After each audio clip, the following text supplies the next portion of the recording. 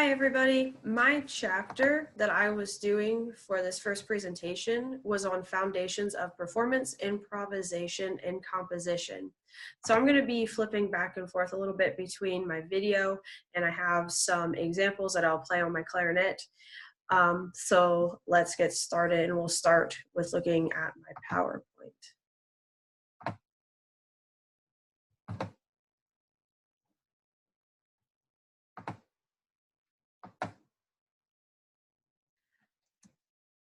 Okay, so first of all, music performance overall was not included in music psychology until the 1980s.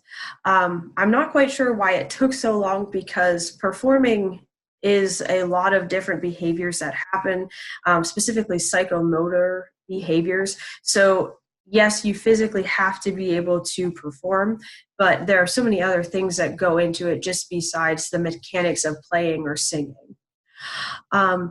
Like I said, there's an execution of the motor skills that are needed in performance that are very similar to sports. And if you know me, I'm totally into integrating music and sports together as much as possible. And I could go off on so many tangents with that, but for now, we'll just stick to music. The chapter also addresses performance, improvisation, composition, and how they fit into music psychology, of course. And just a note to the listeners that the practice techniques that are discussed in the chapter, I kind of group that into performance. Some of the challenges that we face as music and ourselves as performers are performance anxiety, coming up with effective practicing techniques, teaching students how to practice effectively, evaluating improvisation, understanding the composition process. Because with both improvisation and composition, it's a very creative process and individualistic. Now, the same thing could be said for practicing, but there are some easier step-by-step processes to go through. The questions by the end of this presentation that I hope I can answer is: how can practice techniques help with performance anxiety? From a psychological perspective, and by understanding composition from a theoretical perspective,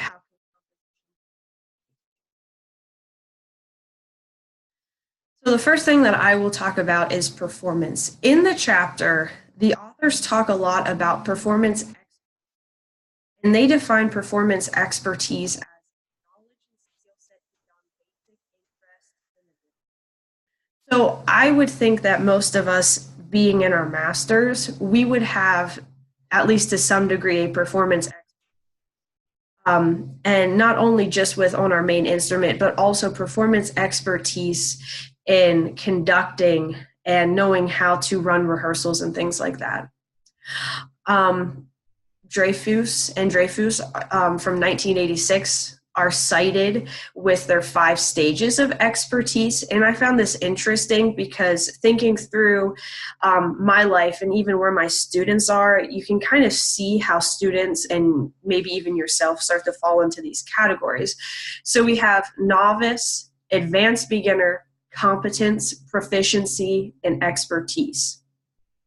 I find it interesting that the second level they call an advanced beginner, because really middle schoolers, at least in my school district, I would consider them advanced beginners by about 6th grade, starting to reach competence in 6th, 7th, hopefully by then being the ultimate goal. Practice techniques. Duke, Simmons, and Cash 2009, they note that how one practices may be more important than how much. An example from my life was when I was in high school during festival season. I was doing the musical festivals and also playing a sport at the same time. I was lucky to be able to get in 10, 15 minutes of practice. But by my senior year of high school, I was able to make that 10 minutes count, because what I did was I quickly identified my issues that I was having in my music that I was playing, and I did a lot of changing the tempo. My motto is always, for myself and for my students, if you can play it slow, you can play it fast. So by first being able to take the time and, yes, play it horribly slow, but then eventually working up the tempo, it really, really helps. Practice techniques also depend on the performer's skill, experience, recognition of difficulties, and organizing a systematic approach. Again, the same thing. If you know how you play, if you know what your difficulties are, your practice time can be much more purposeful, and you can typically learn music more quickly. Practice should be purposeful, aimed towards musical and technical goals, and engaged in regularly. I think the most important fact about this is that all beginners should learn how to practice under an experienced musician. One of the first things I focus on right from the get-go when I start my students in band is how to practice, because most students like to sit down and you ask them what they play, and they'll just say, well, I just played a couple notes, I just like made some sounds. And I'm like, well, what did you play off of what you were assigned? And they're like, well, I didn't look at it.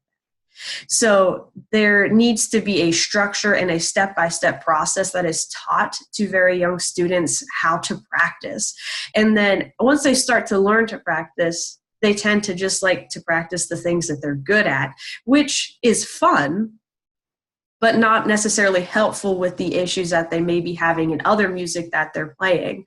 I like to tell my students that they start with a warm-up, scales, long tones, something in the book, typically something at the top of the page is considered a warm-up, and then move in to the things that they need to work on, things that they need to improve, make sure that they have things marked in their music, practice it slowly, and then once they get a little bit better at it, speed up the tempo, and then finally at the end of their practice session, end with something that they like playing, something that makes you feel good. And that tends to work with my students. I have to keep reiterating that, but it does help a lot. Performance anxiety is something that I believe everybody deals with, from beginner the whole way up through even to advanced performers. I myself deal with this, but in a different way. The authors define performance anxiety that motivates behavior aimed at reducing the distress. So if I'm putting this correctly, there is a negative feeling inside, but is correlated with a positive, which is the distress that motivates the behavior that's trying to reduce it. So at that time, then we start having these feelings. Rayner, 1981, said that 25% of students are scared to fail. And I think this is one of the biggest issues with performance anxiety, is that people are just afraid to fail. And I know my students deal with that, which is why I require them to perform for me individually each lesson, because it's a skill that needs to be learned and it takes time to develop, just as learning an instrument or learning how to sing. Steptoe, 2001, performance anxiety falls into 4 domains: affect, cognition, behavior, philosophy. Physiology, sorry about that. So, it could be from a behavior or a physiology where you're physically shaking. It could be a behavior where, you're just not feeling it, or you're just like walking around. Everybody's a little bit different, and performance anxiety for them, it's going to vary. For me, I tend to get sweaty hands, and sometimes my hands will shake, but it's the sweaty palms that I tend to struggle with. Possible solutions for performance anxiety, especially for students. Educators and families need to provide praise and positive reinforcement to help their self-esteem. However, the authors go on to say that too much of this could create motivation. Personally, in my experience, I have yet to see too much positive reinforcement create intrinsic motivation unless you're physically giving something. But again, that's just in my experience. Spend time practicing the anticipation of feelings. And actually, for myself, this is something I've never really thought of. And now that it has been brought up in this chapter, I can see the value of anticipating feelings because I know how I feel when I'm going to perform. And I do talk about these things with my students when we're preparing for concerts. And maybe just being able to talk about it with them helps. And focusing on the goals. Separate oneself from performance, but maintain a close relationship with the music. I think one of the biggest reasons that I like performing is that I can separate myself from the performance, but I just love playing music for an audience. Improvisation is the next thing that's discussed in the chapter. So just a little bit about improv. As all of us know, it's used much throughout history. If you think back to the Baroque era, a lot of the compositions that happened are actually entitled improvisations. It is a music education standard. The authors state that performance expertise does not ensure expertise, but expertise as an improviser requires expertise as a performer. So pretty much, if you're a great performer, that doesn't necessarily mean you're going to be comfortable improvising. But if you're a comfortable improviser, you also have to be a comfortable performer. And we're going to talk about that a little bit later. Skilled improvisers develop a large repertoire of neurological connections that may be triggered during the improvisation process and call them to action automatically. And I think this is one of the hardest things to learn because it's literally based on trial and error, which then means that we have to get over that fear of failing in a performance because there are always going to be, improvisations that were like, could have been better. But I think that's the best way to learn improv. When you're evaluating improvisation, many people have tried to create measures to effectively evaluate them. Potter, 1990, suggests that improvisation should be holistic and explain the effectiveness of the improv solo. There isn't a definitive laid out way to evaluate improv, because a lot of it comes down to like and dislike, and to effectively evaluate it, the evaluator would have to get over that, well, I like this but didn't like this. Improvisation as a teaching tool. Improvisation in a group is useful for teaching social skills, according to Sawyer, 1999, because of the unpredictability and collaboration of the students together in groups. It uses structures and generation of a product. And in reality, this idea of improvisation is very similar to us speaking. So there's a lot of unpredictability when we have a conversation with someone. Yeah, we can try to predict what's going to be said and come up with a few scenarios, but that doesn't mean that we're going to come up with every possible solution. And of course, when you're talking, you're collaborating. Use of structures, well, languages have a use of structures, and the way a conversation flows from one to another is a structure as well. And eventually you do get the product of a final conversation. It is said by the authors that improv is an important mode of musical learning. And Brophy, 1999, suggests the idea of improvisation being process-oriented, not product-oriented. So we as educators viewing the process, I think it comes back to the idea of being holistic and not necessarily looking at how good of a sound or how good the solo improvised was. And then we're going to take a look here at the good old standard of excellence for band. They have some excellent resources for band directors in the back of their book. I have included the PowerPoint in the submission of this presentation, but a couple of things I think that they kind of hit right on the head, that when you approach improvisation with your band, you want to be confident about it, and you want to just have your students spilling over with confidence to just give it a try. There's no wrong answer, because everybody's trying, everybody's learning. And if you've already established that safe environment, you've already guaranteed your students' successes.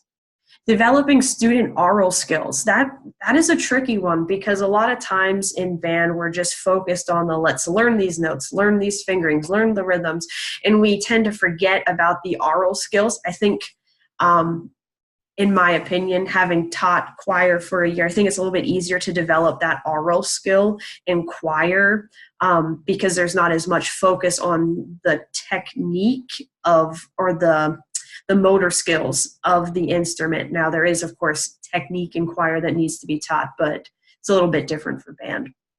Modeling is super important. Going over technique, starting right away, start the young ones right away and have them doing that, and just enjoy the time. And on to composition. There are some theoretical approaches out there of composition. We have cognitive process, aesthetic experience, and how they're unique to the creative process. Sloboda in 1985 had 2 stages of composition. The inspiration stage, which is where the composer has a skeletal idea, and then the execution stage, which is the idea subject to the deliberate process of extensions and transformations.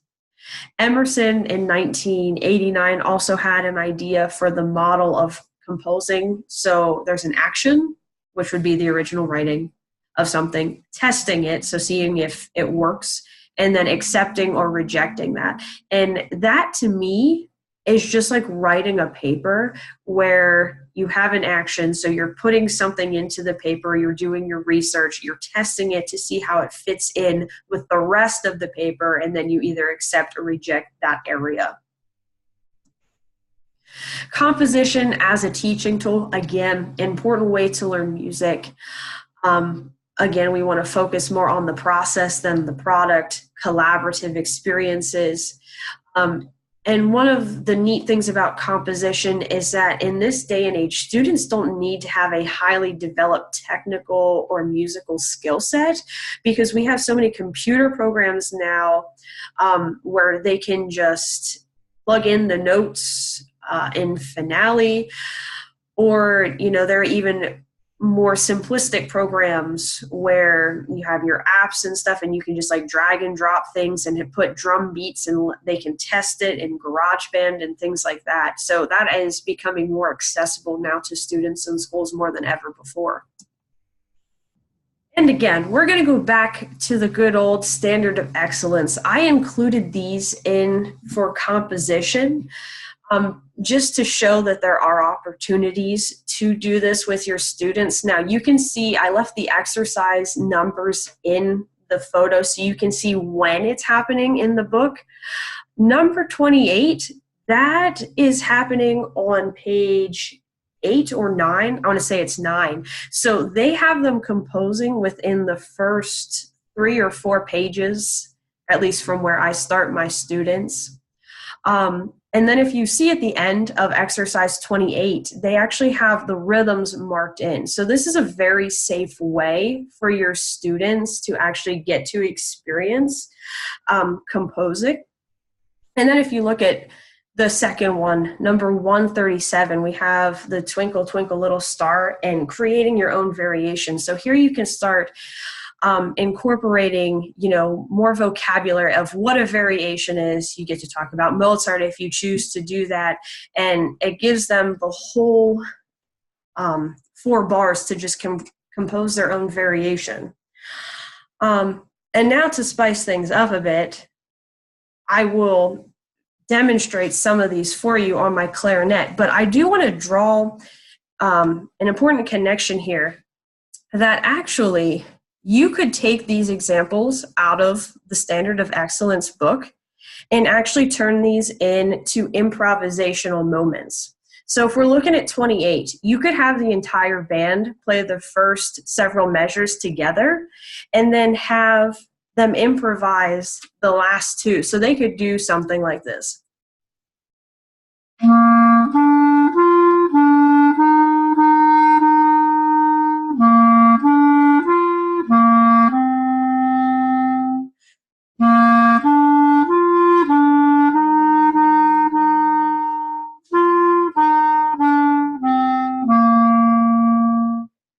there I had nothing written in, but I just improvised the last two bars. And for your students who may be a little bit nervous about it after trying to improvise without seeing anything in front of them, they could always write in a couple notes too to be like, oh, I could do this here and that would work. And then my favorite though would be the idea of turning this twinkle variation and making the variation the improvisation.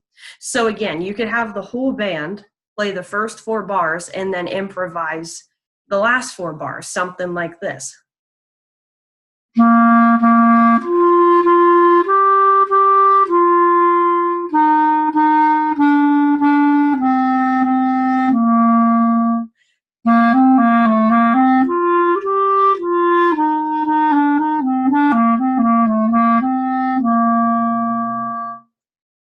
So there you go. So not only is this a composition opportunity for you and your students, but you could also easily make it improvisation. And with the standard of excellence, they do have piano accompaniment written in, so you wouldn't have to worry about trying to figure out an accompaniment to play, so you could actually fill out some of it. That way they could also have the experience of playing with the piano. In summary, musical performance is a psychomotor behavior where the mind guides the muscles. Practice is more than simply going over the music. It entails purposeful planning for musical goals. Performance anxiety is normal. Many musical, personal, and situational variables influence it. Preparation, planning, and goal setting can help. Skilled improvisers developed a vast repertoire of neurological connections that may be triggered during the improvisation process. Collaborative improvisation is emerging as an important approach to teaching music and other collaborative behaviors to children, and composition is becoming an increasingly important tool through which children experience and learn about music. So the questions answered here. So the first question I asked was, how can practice techniques help with performance? First of all, you can practice and anticipate your feelings. And as I said previously, you can practice performing. And also just learning how to develop your musical capabilities more quickly helps with that. From a psychological perspective, how can improvisation be evaluated and used as a teaching tool? Improvisation is a way to improve social skills, and evaluation of improvisation should be process-based, not products-based, which is the premise of improvisation in the classroom. Because I think we all understand the realities of, general music and just getting the music exposed to as much as possible. So instead of being critical about an improv, just embrace the fact that they've got that experience and that you can keep using that, because students tend to like it if they're used to it and we're started early. And the last one, by understanding composition from a theoretical perspective, how can composition be used as a teaching tool? You can teach students the process of how composers put their ideas together. And this is something that can be explored as a group. So I'm thinking back to the modern band, how we all composed together and we got to then perform those as a group. And just that collaboration and the idea of coming up with an original idea, testing it, and then accepting or rejecting that idea.